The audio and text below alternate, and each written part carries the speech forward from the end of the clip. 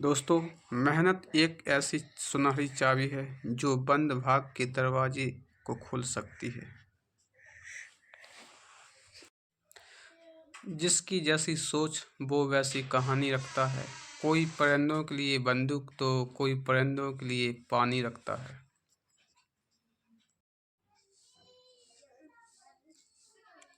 Hello दोस्तों, और पहला प्रश्न मैं लेकर आया हूँ। पहला प्रश्न इस प्रकार है कि दिया है कि पादपों में वायु प्रदूषण को कम करने वाली प्रक्रिया है। तो दोस्तों, यदि हम बात करूं, पादपों में का अर्थ होता है पेड़ पौधे। ठीक है, इसमें दिया है कि पेड़ पौधों में वायु प्रदूषण को कम करने वाली प्रक्रिया है। तो आपके सामने 4 ऑप्शन रहेंगे। तो देखिए, 4 ऑप्शन आपके सामने इस प्रकार हैं। पहला दिया है श्वसन। ठीक है, क्या श्वसन है वायु प्रदूषण को कम करने वाली प्रक्रिया? बी दिया है प्रकाश संश्लेषण, और सी दिया है वाष्पोत्सर्जन, और डी दिया है प्रोटीन। तो ये 4 आपके समक्ष ऑप्शन दिए हैं। तो इनमें से आपको कोई एक आंसर इनमें से होगा। तो दोस्तों, यदि हम बात करूं कि आखिर जो वायु प्रदूषण होता है किससे होता है वायु प्रदूषण, ठीक है, तो हमें ये चीज़ें आना चाहिए। तो देखिए, वायु प्रदूषण जो होता है यानी वायु का मतलब होता है ऑक्सीजन, और प्रदूषण आखिर जो ऑक्सीजन है वो किसके कारण ये प्रदूषण होता है, किसके कारण दूषित होता है। तो मैं आपको बताऊं, जैसे फैक्ट्रियां हैं इतनी अपने यहाँ पर, ठीक है, और कई सारी चीज़ें हैं जिसके कारण ऑक्सीजन जो है प्रदूषित होता है। जैसे फैक्ट्रियां हैं और वाहन हैं, ठीक है, तो जिनके कारण क्या है वायु प्रदूषित हो जाता है। ठीक है, तो आखिर इसको कम करने वाली कोई प्रक्रिया होगी। तो दोस्तों, वो प्रक्रिया होती है प्रकाश संश्लेषण द्वारा। आखिर कैसे होती है प्रकाश संश्लेषण द्वारा, तो इसको हम विस्तारपूर्वक समझने की कोशिश करेंगे। ठीक है, तो चलिए, तो देखिए दोस्तों, ये आपको चित्र में दिखाई दे रहा होगा।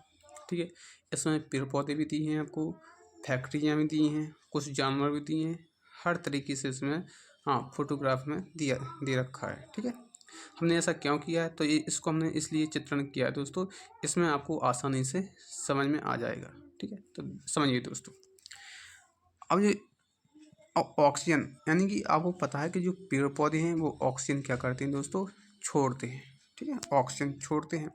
अब जो दूषित जो वायु को दूषित होता है, और जो धुआं जो निकलता है फैक्ट्रियों के द्वारा, तो ये क्या करता है वायु को दूषित करता है। यानी ऑक्सीजन यानी फैक्ट्रियों से कौन सा धुआं, कार्बन, जिसको हम बोलते हैं कार्बन। ठीक है, अब ऑक्सीजन में क्या करता है दोस्तों, ये सी मिल जाता है, तो ये क्या हो जाता है, दूषित हो जाता है। ठीक है, अब ये क्या करता है, फिर इसी को हम क्या करते हैं, ग्रहण कर लेते हैं।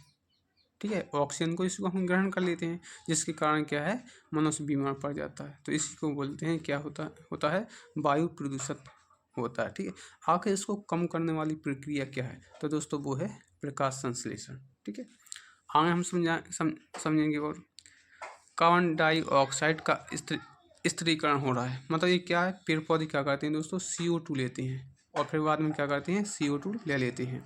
ठीक है, क्योंकि ऑक्सीजन छोड़ते हैं और मनुष्य क्या है CO2 छोड़ता है, तो वो CO2 वायुमंडल में जाता है, और वायुमंडल में से क्या करता है ये पेड़ पौधे CO2 ग्रहण कर लेते हैं। तो यहाँ पर दिया है आपको चित्र के माध्यम से, चित्र के नीचे दिया है कि CO2 का क्या होता है, यानी कार्बन डाइऑक्साइड का मतलब होता है CO2, और CO2 ग्रहण करता है, कौन करता है, तो पेड़ पौधे। ठीक है, तो चलिए आगे हम और समझाने की कोशिश करेंगे। तो ये आपको क्या है, आप दिया है वाष्पोत्सर्जन। तो आखिर ये क्या होता है वाष्पोत्सर्जन, तो समझिए इसको दोस्तों।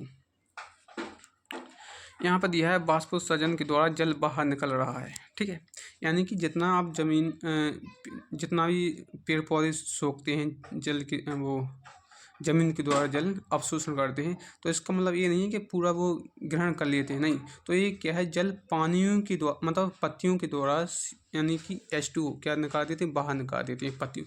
तो आपको ये चित्र के द्वारा आप समझ सकते हो। ठीक है, तो ऐसा नहीं, जितना इसको क्या होती है ज़रूरत होती है पानी की पेड़ पौधों को, उतना ये क्या कर लेते हैं, ग्रहण कर लेते हैं, और बाद का पानी, शेष बचा हुआ पानी को अपनी पत्तियों के माध्यम से क्या है बाहर निकाल देते हैं और इसी क्रिया को हम बोलते हैं बाष्पोत्सर्जन। ठीक है, तो चलिए डी दिया है प्रोटीन, प्रोटीन तो हो नहीं सकता है, तो इसका दोस्तों आंसर क्या होगा कि हाँ, पेड़ पौधों को वायु में वायु प्रदूषण कम करने वाली प्रक्रिया क्या है दोस्तों, प्रकाश संश्लेषण है। क्योंकि प्रकाश संश्लेषण क्या, प्रकाश के द्वारा प्रकाशमान जो हमें सूरज से किरण मिलती है उसको बोलते हैं प्रकाश। ठीक है, तो चलिए इसको हम, तो इसका आंसर दोस्तों रहेगा बी, और हम भाषा के तौर पर समझेंगे। इसमें दिया है भाषा, तो प्रकाश संश्लेषण द्वारा वायुमंडल का क्या होता है दोस्तों, शुद्धिकरण होता है। ठीक है, जैसे कि मान लो जो फैक्ट्रियों से जो धुआं निकलता है जिसको हम बोलते हैं काला धुआं हो जाता है, या वाहनों के द्वारा भी धुआं निकलता है उसको हम क्या बोलते हैं, ब्लैक धुआं बोलते हैं ना। तो जो प्रकाश की रोशनी उस पर पड़ती है, किस पे, उस धुएं पर, तो उसमें क्या है, शुद्धि, हाँ, प्रकाश क्या करता है, शुद्धिकरण करता है उस धुएं की, और शुद्धिकरण करने पर फिर क्या होता है, फिर ऑक्सीजन की मुक्ति होती है। ठीक है, मतलब ऑक्सीजन की क्या होती है, साफ हो जाता है ऑक्सीजन। प्रकाश संश्लेषण के द्वारा वायुमंडल में क्या होता है, शुद्धिकरण होता है, फिर शुद्धिकरण करने के बाद ऑक्सीजन की मुक्ति हो जाती है, और फिर क्या होता है, CO2 का स्थिरीकरण होता है। CO2 का मतलब होता है कार्बन डाइऑक्साइड, और स्थिरीकरण का मतलब होता है दोस्तों ग्रहण करना। ठीक है, और यह प्रदूषण में क्या है, कमी करने वाली यही प्रक्रिया है। तो इसी का आंसर क्या है, यही। तो हेलो दोस्तों, ये दूसरा प्रश्न दिया है, और दूसरे प्रश्न में दिया है कि जो पितरस की रासायनिक प्रकृति क्या है। ठीक है, ये रासायनिक प्रकृति क्या होता है, सबसे पहले तो दोस्तों ये क्या अम्लीय होता है, कि क्षारीय होता है, कि उदासीन होता है, कि जलीय होता है, इसकी प्रकृति का पूछा। ठीक है, रासायनिक प्रकृति, तो ये पितरस कहाँ पे होता है, पितरस कहाँ से निकलता है, तो दोस्तों ये क्या है, हाँ, पित्ताशय में से निकलता है। तो चलिए इसको हम सबसे पहले हम ऑप्शन रखते हैं। दिया है अम्लीय, और बी दिया है क्षारीय, सी दिया है जलीय, और डी दिया है उदासीन। ठीक है, मतलब जो पितरस की जो रासायनिक प्रकृति होती है वो कैसी होती है, अम्लीय होती है, या क्षारीय, या जलीय, उदासीन। तो चलिए इसको हम चित्र के माध्यम से समझेंगे। तो जैसे ये है दोस्तों, क्या है, ये है दोस्तों एकत्र। ठीक है, ये आपको रेड कलर में दिखाई दे रहा होगा, ये रेड कलर में दिखाई दे रहा हो, ये है क्या है, एक एकत्र, और एकत्र के,